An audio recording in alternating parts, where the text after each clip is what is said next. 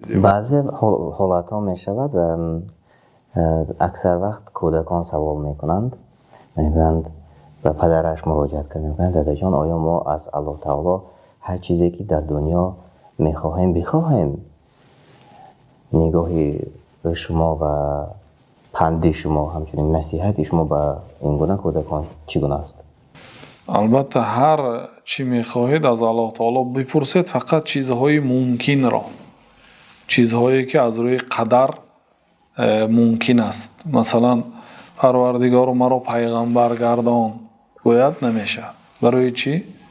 برای آنکه الله تعالی خبر داد که جناب پیامبر ما حضرت محمد ابن عبدالله صلی الله علیه وسلم و خاتم النبیین آخری پیغمبرها هست. یعنی چیزی نمیشده رو باید نپرسد.